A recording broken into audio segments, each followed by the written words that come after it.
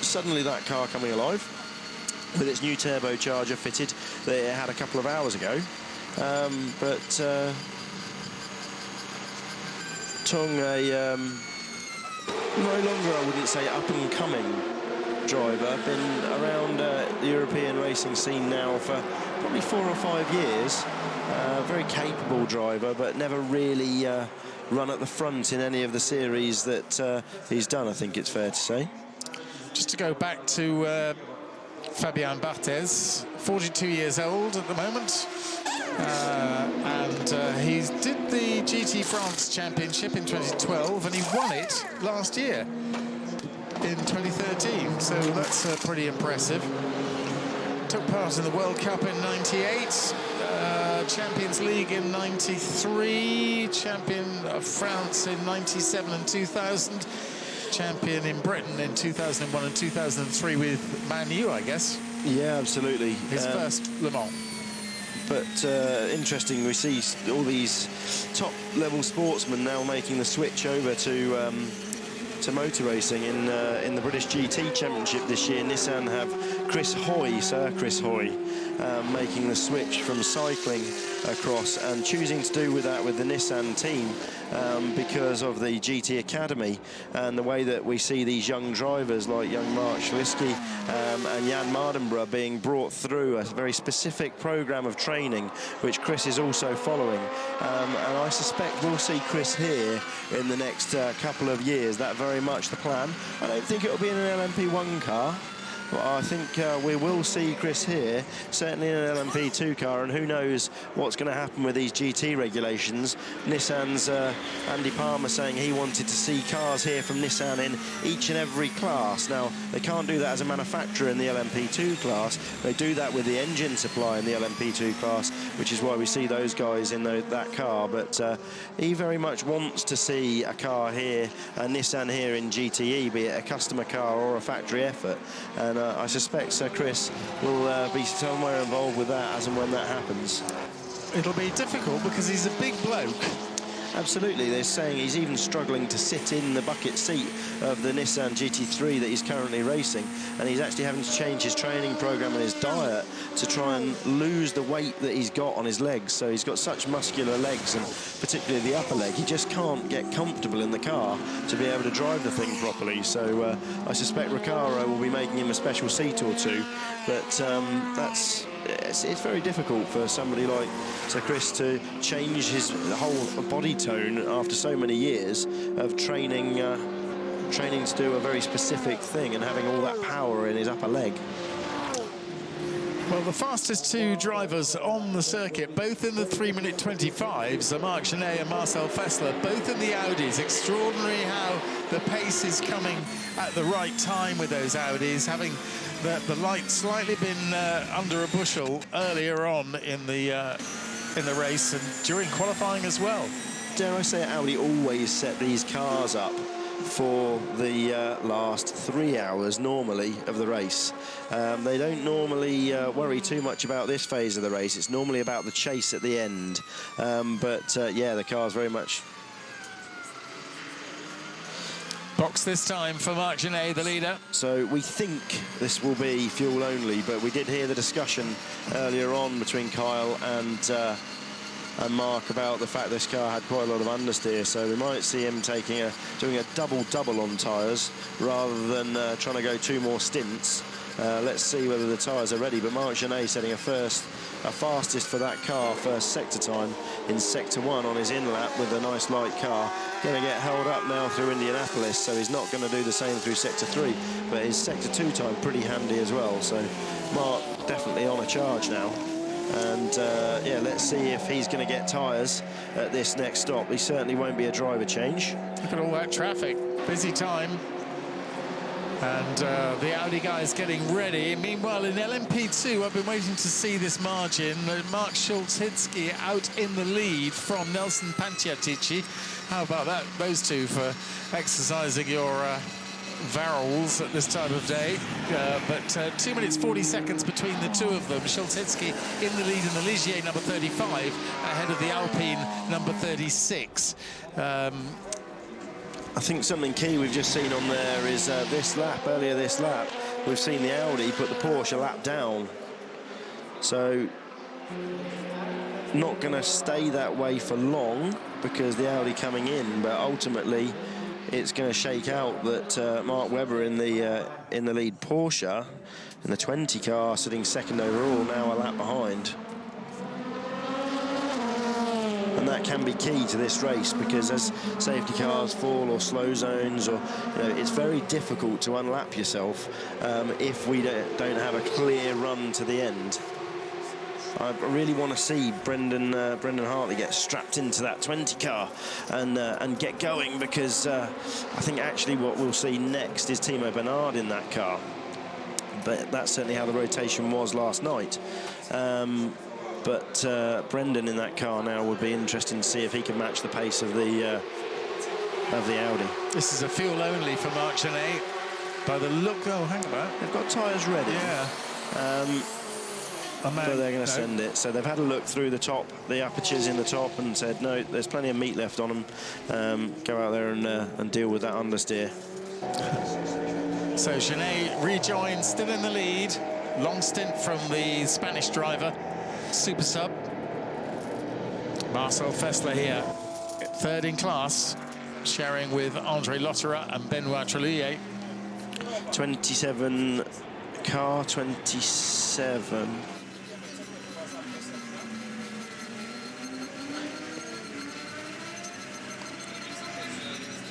So that's Lobin in the 27 Orica in the LMP2 class. Just 20-second stop go for speeding in the pit lane. And we hear Lena Gade encouraging Marcel Fessler to continue pushing to try and close that 2-lap gap to Mark Webber. Mark owes us a stop in the next 2 laps, I think. So let's see what comes of that. I think Mark will be... I don't know. I think Mark might choose to get out of that car if the handling is as it is, and take this opportunity to put some fresh rubber on, because he's just losing too much time now. Yeah. Yeah. Well, bold facts there from Lena Gade to Marcel Fessler. Nothing more to it, and that's going to encourage him. Look at the vibration now from this Porsche. That's exactly what we saw before, wasn't it? Massive vibration. Last night when they kept having these overshoots. We could see it again. And it is like the car's running on an egg-shaped tyre. So whether Mark's got a flat spot, whether these guys have been struggling with the braking. Here we go. Team radio.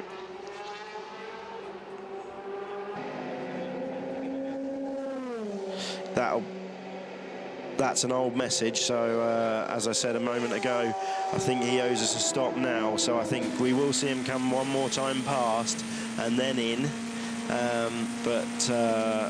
Yeah, look at that vibration. It's just some egg-shaped tyres, isn't it, I think? And it's interesting, as he loads the car up to the left, that vibration seems to go away.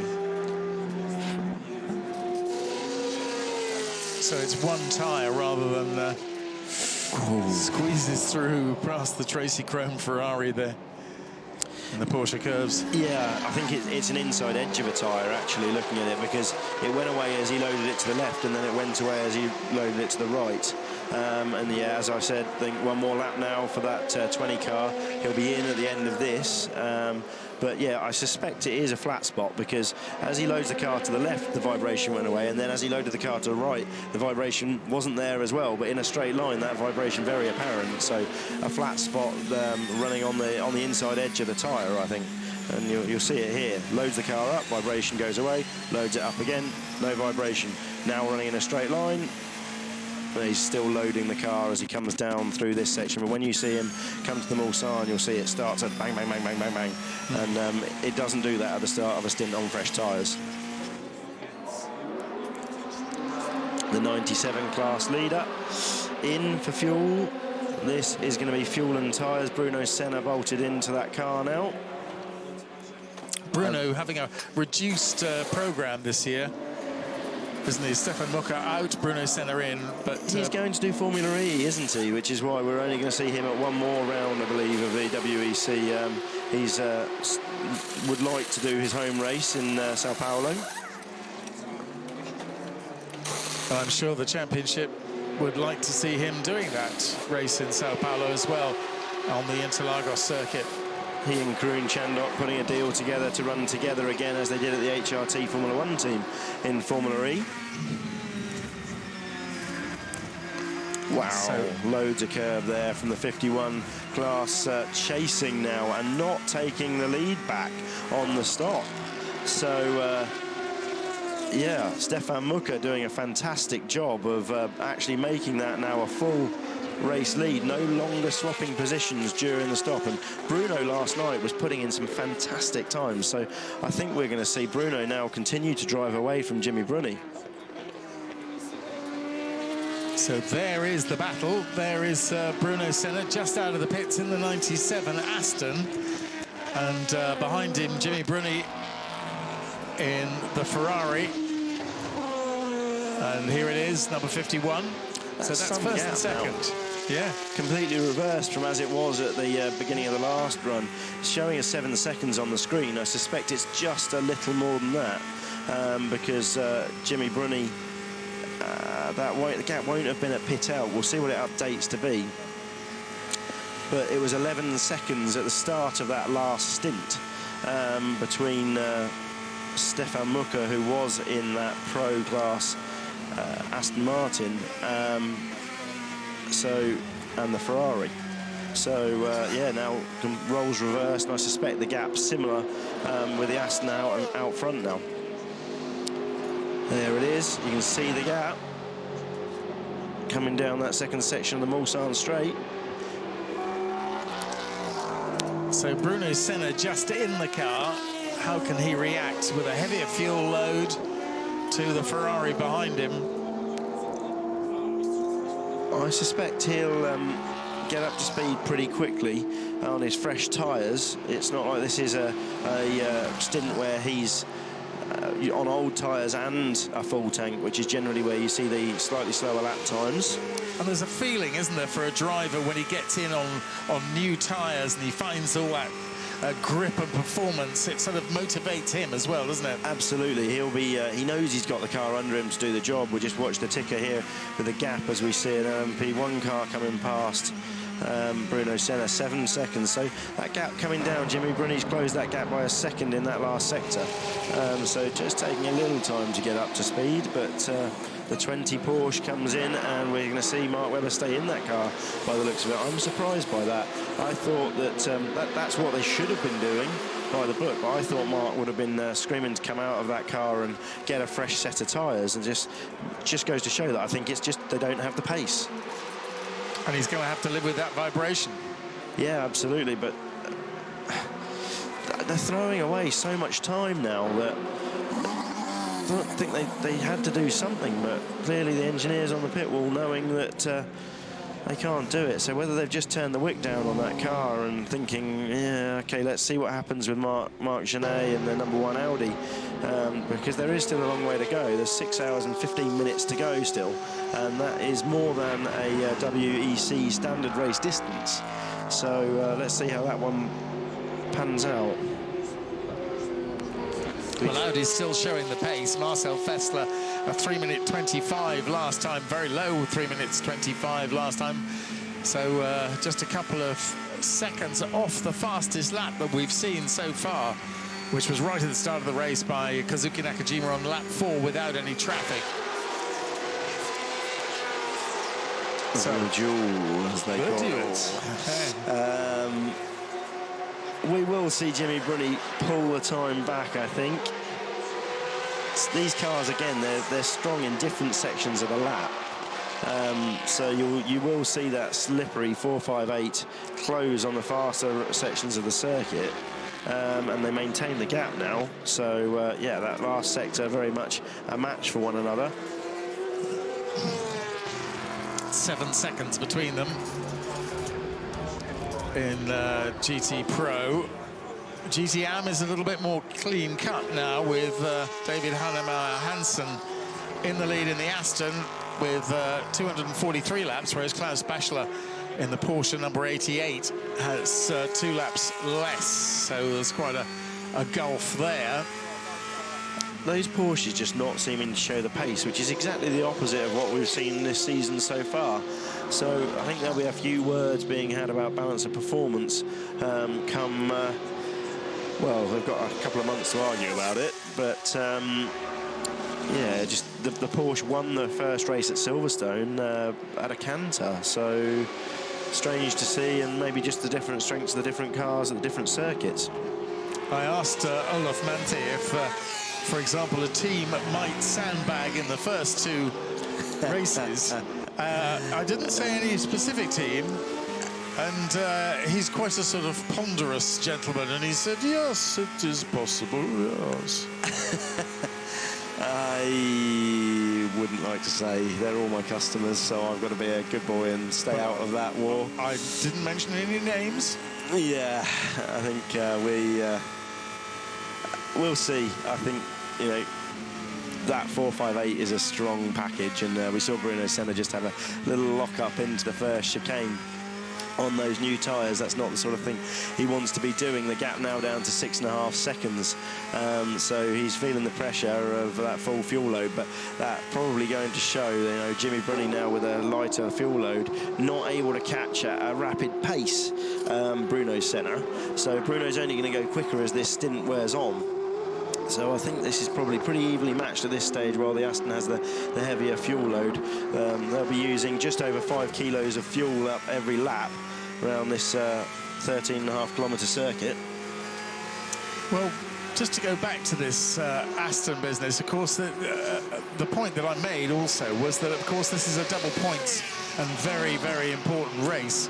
So you might work up to this. And remember, in qualifying, we've seen Nicky Team set a faster time than any of the pro drivers as an AM car as well. And that is not going to help Aston's case from this race onwards to plead for any more breaks in balance of performance. Absolutely, but the job's done. Taking a double points win is pretty impressive if they can do that. And yeah, last year here they were robbed, and you know, the sad events that went on here, they did feel robbed from what happened, and Fred Mako hitting the wall, and you know, whilst leading, handing that victory in effect to the Porsche. And then losing the championship, even after losing that double point scoring round here at the last round in Sao Paulo. They lost it in Sao Paulo, but with similar fault on both cars, suspension failure. I just, you know, they must feel that they deserve this. A lot of road being used by Jimmy Brunny on the way out of that karting section in the 51 Ferrari 458 as he comes into the forward chicane. Again, he's monstering those curbs, Bob. Absolutely, wow. I mean, if that car's strong enough to take that for 24 hours, great, because I wouldn't be chasing quite that hard, I don't think, right now. There's still quite a long way to go, and the gap down to 3 seconds now, so he's taken 3 seconds out in that lap. Although there's a few cars between the two of them as well, although they're quicker cars, so yes, should get past. Although the 8-star car isn't, so Bruno has had to dispatch that car, and I suspect probably had that car through the Porsche curves. And in overall order, in the overall classification, Senna in 16th place in the Aston, Bruni in 17th. So they're pretty well placed. They've done an excellent job. They're in amongst the LMP2 cars, the slower LMP2 or the delayed LMP2 cars as well. Yeah, Bruni catching the 8-star car in a better place on the circuit, so I suspect he'll have a stab at the first chicane. He's flashing away, and I don't think the 8-star car sharing a garage with the 51 is likely to do much about holding it up. I say slower cars. The Aston is saying, will you please get out of the way, you little LMP2 cars? I'm having a battle here. Yeah, absolutely, and I think that's it. The pro drivers in these... I say he'll let him through. He definitely doesn't let him through. Now, those two cars actually share a pair of garages in the AF Corsa garage. So, he's indicating now. He's had the. Could you please get out the way? Because yeah, they actually share a garage. Those two cars up in the pit complex. So I suspected the engineers sitting next to each other are able to say, "Go on, let him through. He's in the battle. Get on with it." But not the case. 39 cars still in the running of this 82nd Le Mans 24 Heures. The 14 car now heading down pit road. That's the Porsche LMP1 car, the car that lost quite a lot of time early on in the race. Romain Dumas stays in, I think. And we have just over 6 hours of racing still to go. So once again, a lap in the 3-minute 25s from Marcel Fessler is about to complete another one. We'll keep an eye open on that pace. Chenet having relaxed to a 3 minutes 31 at the moment. Mark Webber 3 minutes 34. Lapierre in the Toyota 3 minutes 28. And Romain Dumas on his way out of the pits, so we don't have a competitive lap time from him. Waiting for Marcel Fessler now. Lapierre, 3 minutes 26s. That's a quicker one from him. And it's a beautiful morning here in Le Mans. 3 minutes 26 from Marcel Fessler as well, who's fractionally slower than Lapierre, about 6/10 slower. So not a great deal of difference there, but Fessler to Webber, once again, about 8 seconds to the advantage of the Swiss driver over the Australian. But not on the same lap yet.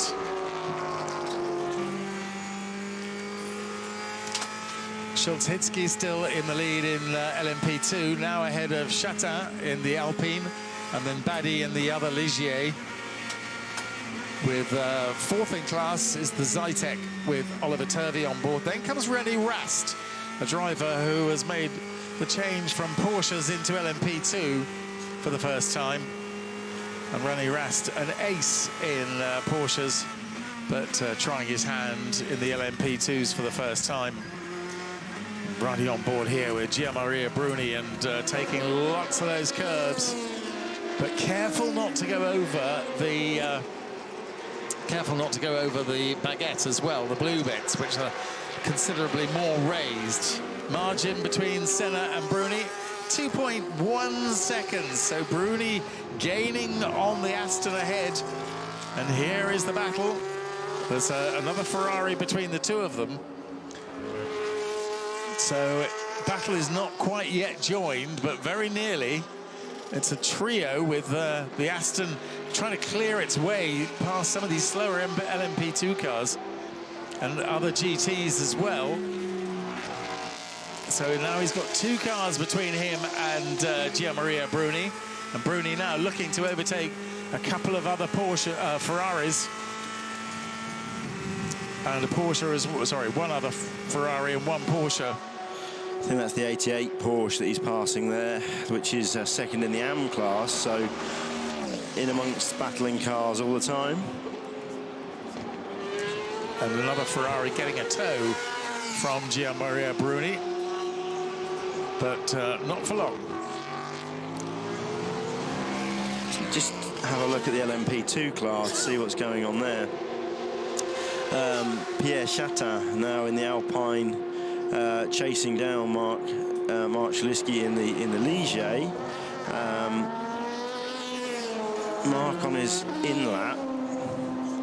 Just trying to see what that gap is. That is now a full lap, 2 laps, isn't it? I think it is, yeah. Whereas Ludovic Baddy is just behind Paul-Loup Chatin, just 3 seconds behind. That's been a really punishing few stints from that 35 car, and just seeing that driver lineup absolutely drive away from the others. And I think there'll be a few people in that pit lane saying, excuse me, who of those drivers is the silver?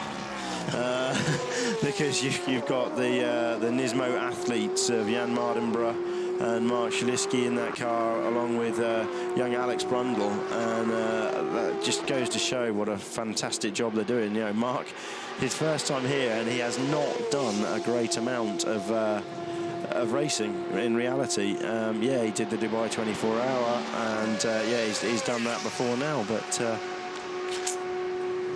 yeah, very, very fast young driver who's going to have another a fantastic career ahead of him, as Jan Mardenborough is not quite matching Jan, as we see that car in the pit lane now. I think Mark's staying in. I have no reason to believe he will have been pulled out of that car. He certainly owes us another stint. And there he is, rejoins. This will be his last stint of the run. Vladivostok, not exactly a centre of sports car racing. It may be a centre of gaming, however. Absolutely, I think... Nothing else to do there. And here is the GT Pro side by side, the two protagonists on the left, Bruno Senna on the right, Gianmaria Bruni side by side. They're still side by side. No, they're not.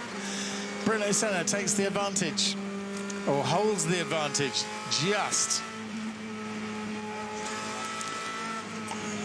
I think you're going to see Bruno's fuel load come down and him be able to drive away from the 51 car again.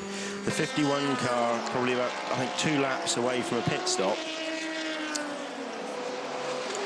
As I say that, he'll probably duck into the pits, but I think he owes us 2 laps.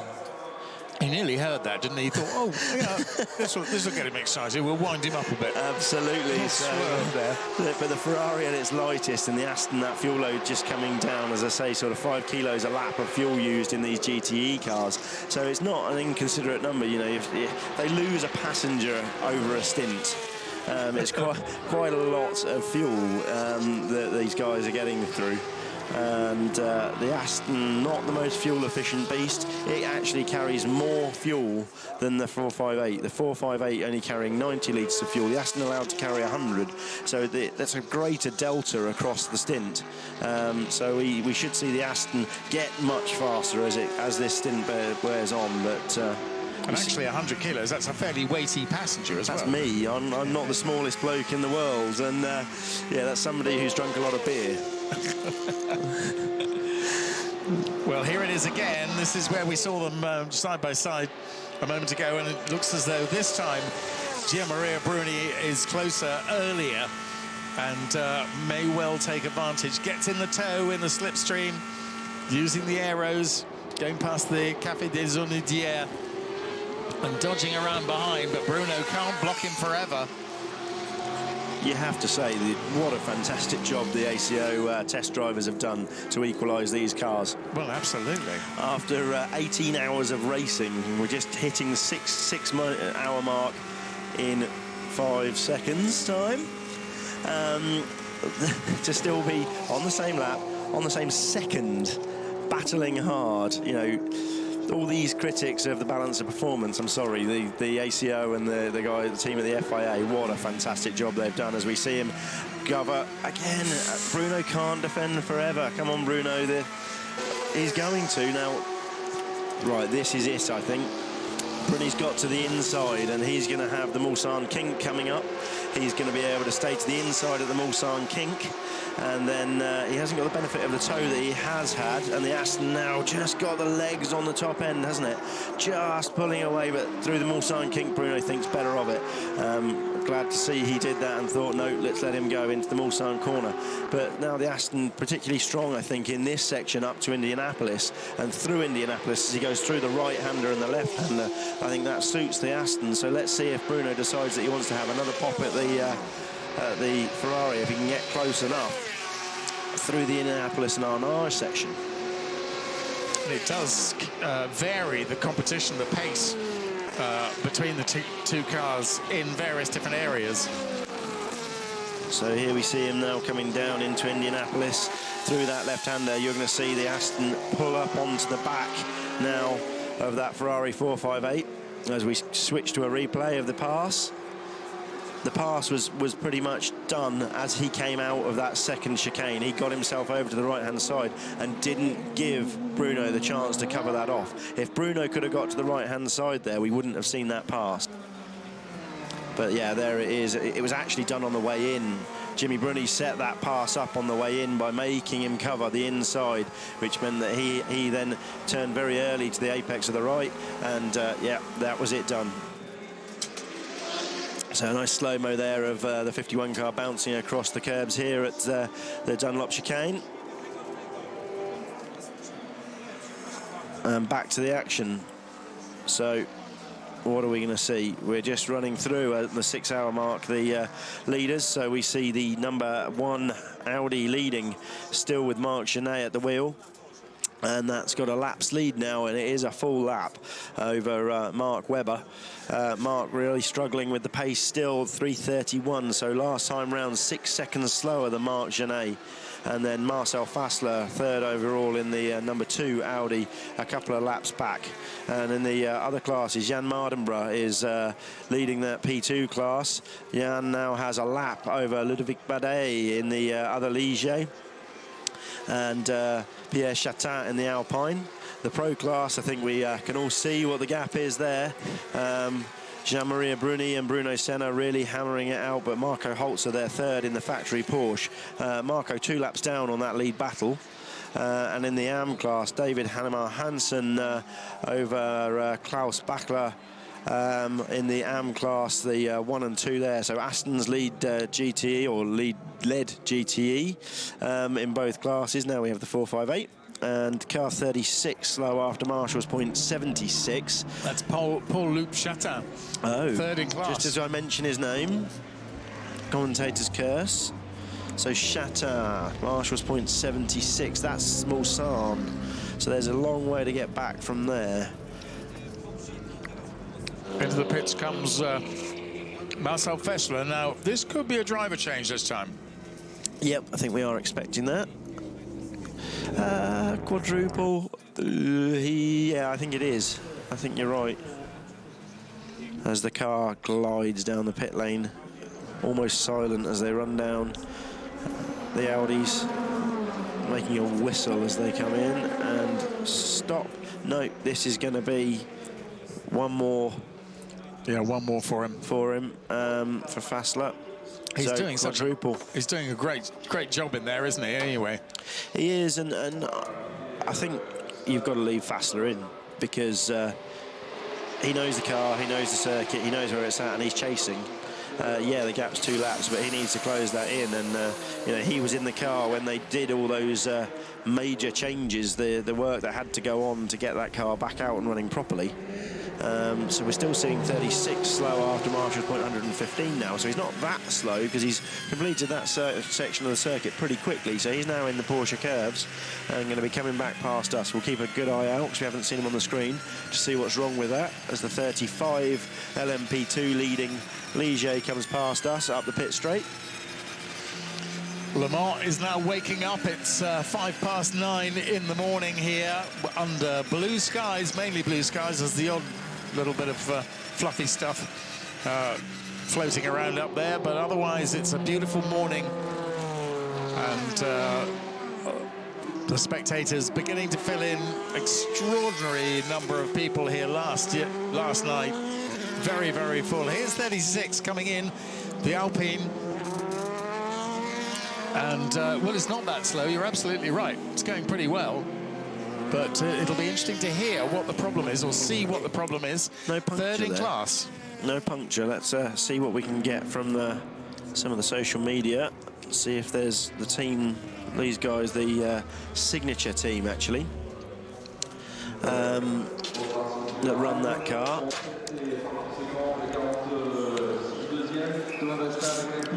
With Paul-Loup Chatin, Nelson Panciatici and Oliver Webb. They're going to turn that car around and put it in the garage. So I suspect something powertrain related, and no news there. But we now have a Ligier 1-2 in the LMP2 class. Ludovic Badet now coming through and past. What a debut for that car. What a debut. Left front wheel, look, that's an upright failure by the looks of it. They're having a wiggle. No, it's a track rod. He's hit something. Yeah, it's not pointing the right direction at all, is it? He's hit something with that car. Bit too much toe in on one side.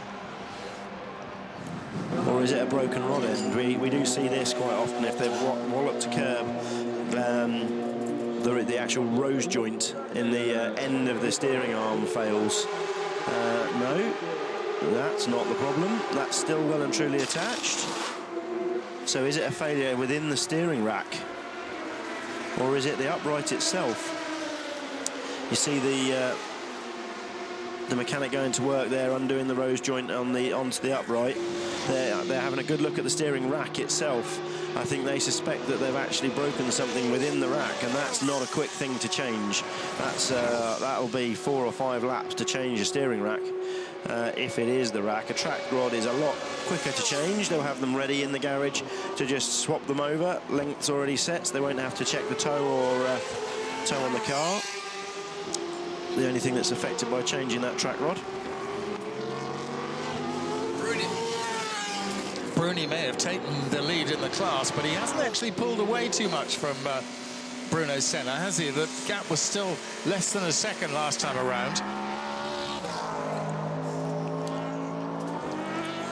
So quite interesting, and there we see the pair of them still together, the Ferrari and the Aston, battle for first position in GTE Pro. Just waiting to see if there's anything about what's going on there in terms of the signature car. It definitely looked rack related to me, because there was rose joint was still firmly connected to the upright. Upright looked in one piece, and the bodywork certainly didn't look like he'd hit anything. But sometimes wheel-to-wheel contact can do some serious damage, as we see Bruno Senna now lining Jimmy Bruni up. As I said, the Aston now getting lighter and lighter. I think this is Jimmy Bruni's in lap. This is after 18 hours of racing. It's absolutely incredible, isn't it? They're a second apart. Says, and Bruni setting his fastest lap of the race so far in the last lap, but not as quick as Senna. You know, Senna on a 35.4, while Bruni does a 35 dead. Sorry, 55 dead and a 54.7. He's going to do it, isn't he? He's going to have a really good go down into Indianapolis. This is where I think the Aston is stronger, where it gets the punch out of these two corners. So he gets the punch out of Indianapolis and really closes in the braking zone. That's normal, the closing in the braking zone, but on the power out of here on traction, he seems to have it. He seems to be able to really close that. You see that's Jimmy Bruni doesn't get away there in the 458. That is where the Aston is the stronger car. Definitely. It's surprising with a front-engine car to say that it's getting him on the traction out of these slower corners, but it definitely is. Into the Porsche curves, fairly even. Still the order with Marc Genet out in front in the Audi, ahead of Mark Webber in the Porsche number 20. Then Marcel Fessler in Audi number 2, Nicolas Lapierre in Toyota number 8, and Romain Dumas in Porsche number 14. Those are the first 5 places. And you look like you're going to have a pop. I'm expecting to see no. Bruni does another lap. Okay, I must have my maths wrong somewhere. They're going to battle this out, duke it out for one more.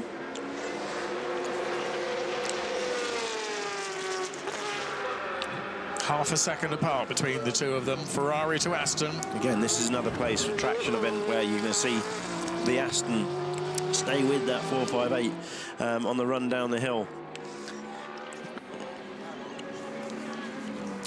And then through this very quick Forest S's section into Rouge and onto the Mulsanne.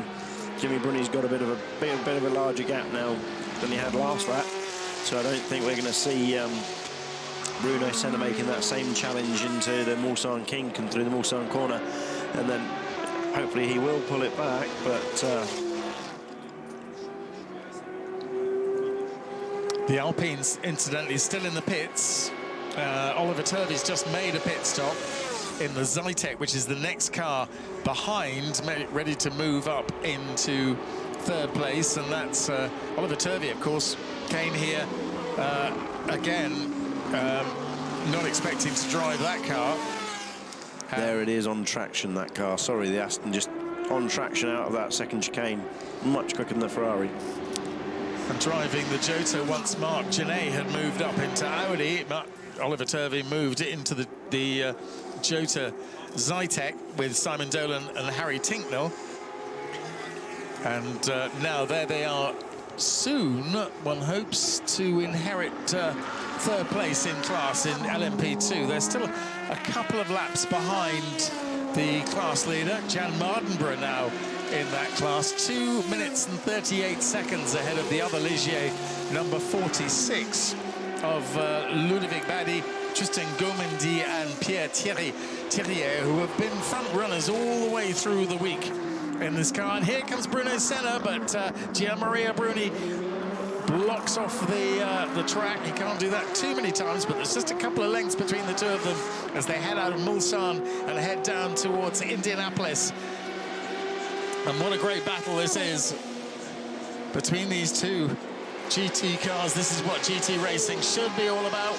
Earlier on, we had the Chevrolet Corvette in there as well, and the only car that was really missing was Porsche, would you believe? And they had done so well over the years here, but haven't been in the mix. But Marco Holzer at the moment in third place, but he's a couple of laps, I think, just one lap further down in the Porsche, so it could be on the podium at the current rate. And here is the Alpine still being worked on. But they're taking this as an opportunity to do brake pads as well, which is what you're seeing going on the right front corner. So this isn't a lost opportunity. I wonder if... Oh, no, they're not. They're using the pad pullers. Ugh. I didn't like what I was seeing there. It didn't look very pretty, but OK, they know what they're doing. Still don't know what it is on the front end of that car that's failed. They're not dropping the front crash structure off, so it doesn't look like it's the rack. They would have to do that to get to the steering rack. It looked like a bit like a sort of massive tooth extraction tool. That's what you normally use to push the brake pads back, but it wasn't being used on the brake caliper. Unless they've had to pop the calipers off for whatever reason. But I wouldn't have expected that, and be interesting. Just interesting to see the fact that they are changing pads, because it's not something I expected to see, to be honest. Confirmation from Audi that they did in fact change the turbo on the number 2 Audi, which is what we suspected all along. So that's a variable geometry turbo, a VNT. Vanes within that turbo that alter how the boost is delivered. And is it an upright going on the Alpine? That car based around an Orica.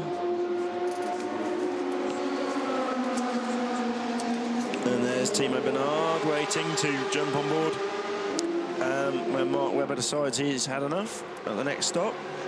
I'm still surprised that they didn't pull Mark out at that point and put Timo in.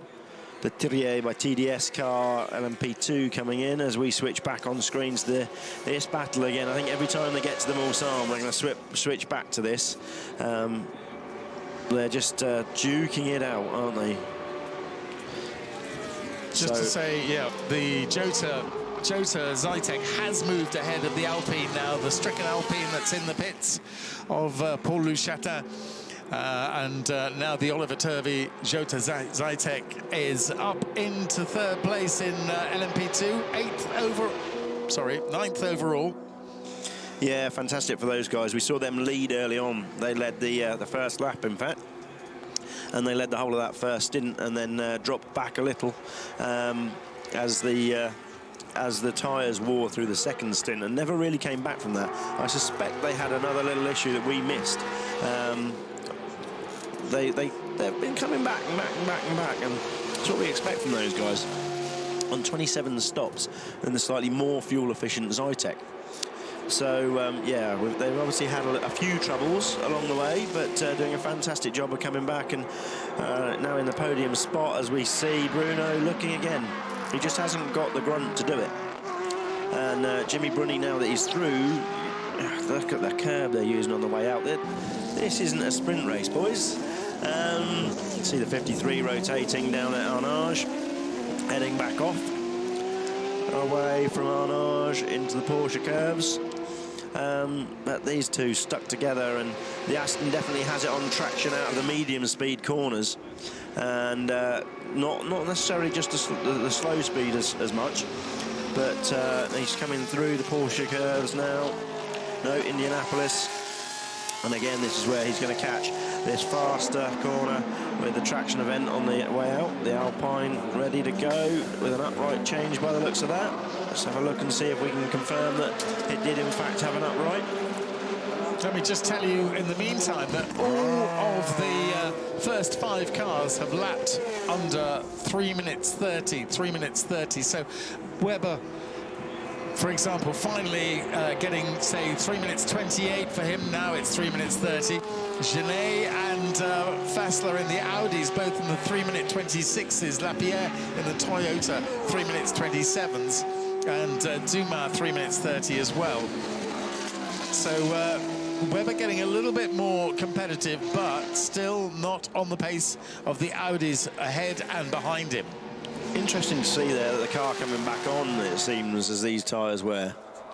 So they might have gone through some kind of grading phase, but certainly he's able to do more consistent times now, around the 3:30s, but it's still 4 seconds away from either of the Audis, and the Audi just able to punch those laps in, lap after lap after lap, and traditionally they set the car up for this next 6 hours of the race, so I only expect to see them continue in the same vein.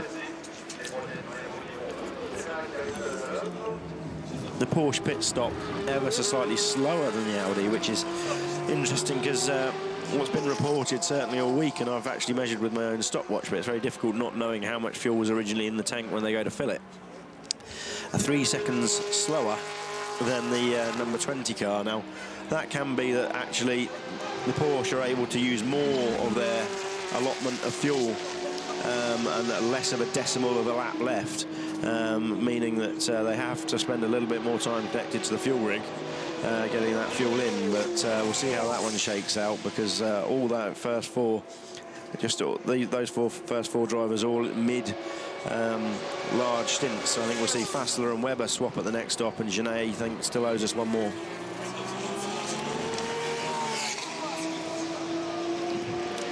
.33 coming into the pits. That the HPD powered car. Hoping Tung coming in, and I think he'll be handing that car over. He's been in there for a while. The Alpine of Paul-Louis Chatin actually lost 2 places, not only to the Oliver Turvey-driven Zytek, but also the René Rast-driven Orica, which moves up into 4th in class, and now the Alpine is 5th in class. So really unfortunate there, losing 2 places and actually losing a podium position. And there is the Toyota number 8 slotting between the 2 protagonists in GT Pro. It's going to take something like that for Senna to get back past. He's going to have to make it the best of an opportunity in traffic when there may be an LMP2 car with slightly less speed differential comes past and gets up the inside of Bruni, and then he's going to be able to do it. I'm still amazed that Bruni's out there. He definitely, if it's not this lap, then that Ferrari's got, yeah, a supersized fuel tank in for this stint. One not supplied by yourself, then? Unfortunately it is, but I'm scratching my head a bit because I know it's good, but it can't magic fuel. Interesting to see. Yeah, the guys at Michelotto spending a lot of time developing the fuel system on that car this winter, recognising that that's an area where their car was weak. And I spent quite a lot of time down at Michelotto in Italy working through the design of that fuel system with them, and they're very complimentary about what's gone on there. It works extremely well, and yeah, just refining those cars as the years go on. So, just looking at Heidfeld now in a hurry in the LMP1 Rebellion. No reason to be in a hurry.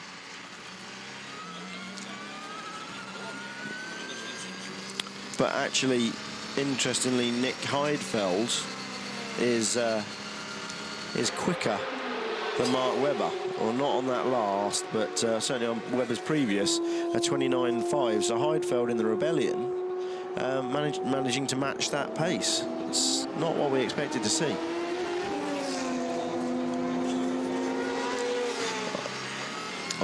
Number 1 there, Marc Genet coming in this time around, I think. As we heard a moment ago. And here he is on the way to the Porsche curves. Mark will be doing one more stint now. As we heard 2 stints ago, he was expected to do a double on these tyres that were giving him a bit of understeer. Still another double, so he'll be staying in that car. And it's about to be 24 pit stops for Marc Genet to the 21 of Mark Webber, but it hasn't helped Mark Webber. No, absolutely. Mark just going that little bit slower, and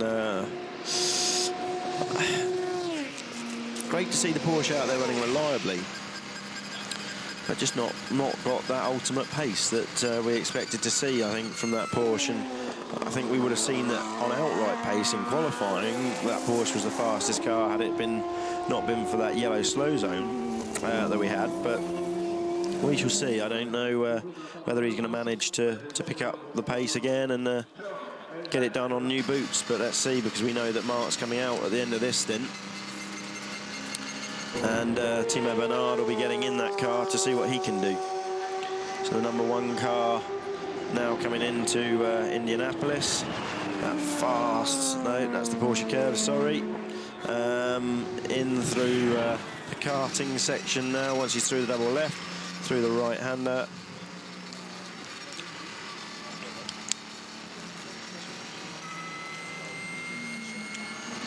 So Kyle repeating what we just said, that this is going to be in for one more.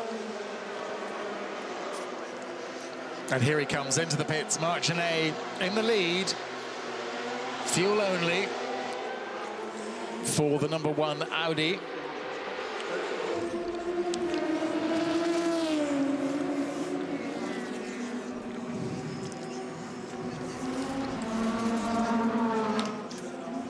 A long, long drive down this pit lane.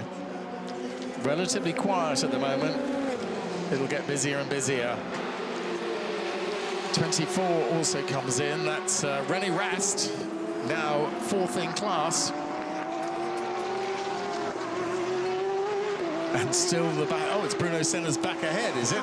Yep, absolutely. Not sure where that switch happened. We only saw it once it had happened. Here it is.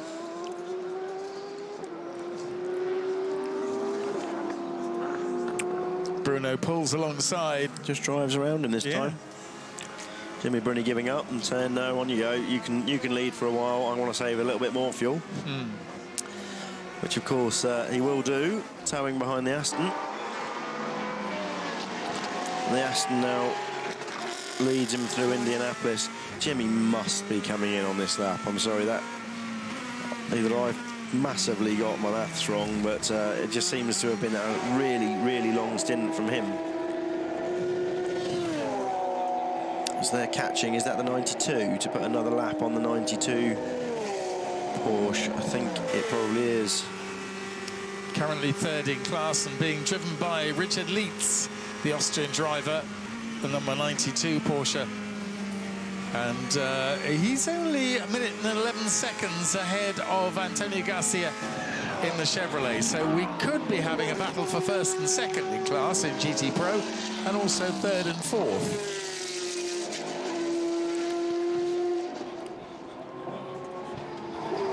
Using all the road and some coming through the left-hander at karting.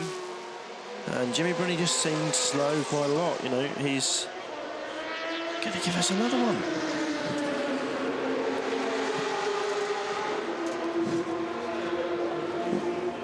When did he last? Fabien Barthez.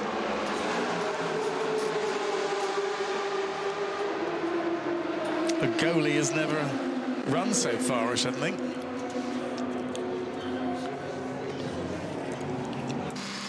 Who's minding the net?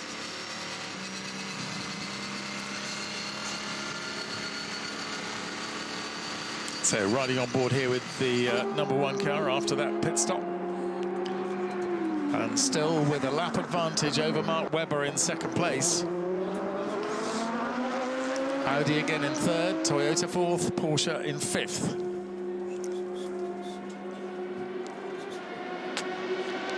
Then Jan Mardenborough and Pierre Thirier in the 2 Ligiers in LMP2. Nick Heidfeld in the Rebellion in 8th place. And then Oliver Turvey in 9th. And Paul Louchatin now back out on the circuit and now ahead of René Rast, who has just had a pit stop in the number 24 Orica.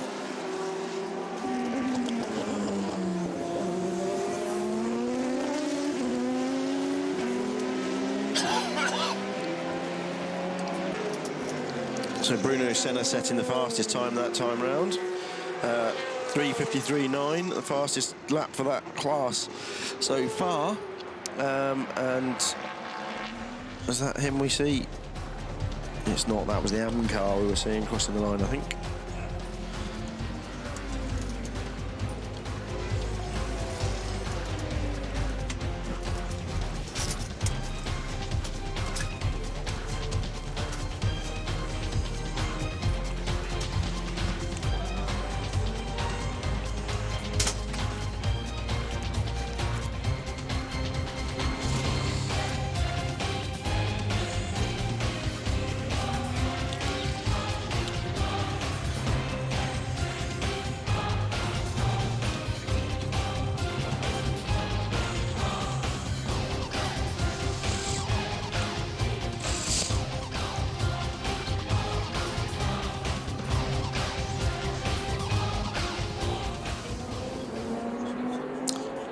So back with the LMP2 class then. That's our class leading Ligier Nissan. Currently driven by Jan Mardenborough, back out in that car. Jan just seems to have been in that car forever. Stunning stint from Jan last night as it went dark and ran through into the midnight hours. He was absolutely stunning and took the lead, which hasn't given up since. That's a new car for this year. This is its race debut. And debuting with a pole and now leading the majority of the way here. He's got a lap gap back to the sister Ligier driven by Pierre Thierry at the moment. Thierry TDS car.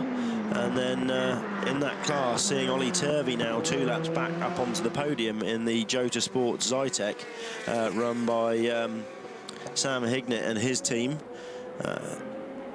Simon Dolan doing a stunning job in that car. That car really the first of the cars that you would really say there's a gentleman driver in. Well, Pierre Thierry is, I guess, class the same. But Simon, a stunning job there to get that car through. And Ollie Turvey, who wasn't expecting to be racing here this week, originally squatted down to be in the Millennium squad, Simon Dowse and Alan Docking's ADR Delta squad, who unfortunately aren't here as their Millennium backing didn't come through, so having to withdraw from the race, leaving Ollie without a drive. But due to that incident of Loic Duval having an accident on Wednesday night, Marc Genet, who was slated to drive the Jota Zytek,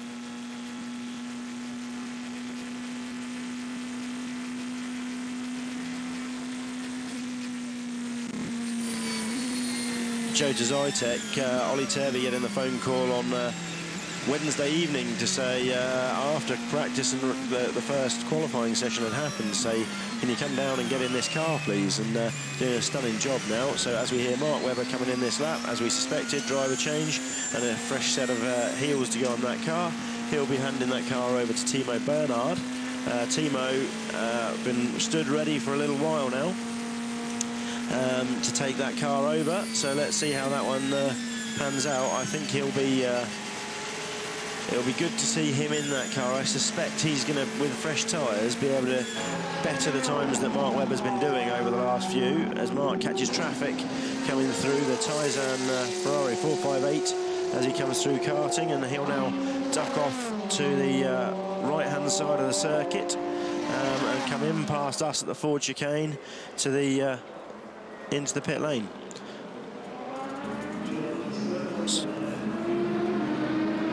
Yeah, Timo ready to get in that car.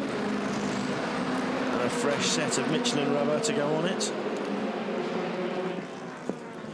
And his own seat insert, replacing the somewhat lankier Mark Webber. 68 litres of Shell E20 fuel to go into that car, which will happen first as they see the car stop. Timo come round, they can conduct the driver change and clean the windscreen while that fuel's going in. Timo puts his own seat insert in, and he's got a man coming through from the other side. One of the challenges of these closed cockpit cars, getting in and getting yourself done up. Interesting that they don't have to take the steering wheel off to be able to do that. I think that's something that would be quite a risk in terms of time lost. And they can't put the wheels on or put the car in the air until, so you see the car go up, the refueling is finished. It's interesting that all that has changed slightly over the years, in that you can still do quite a lot while the refueling is going on, except for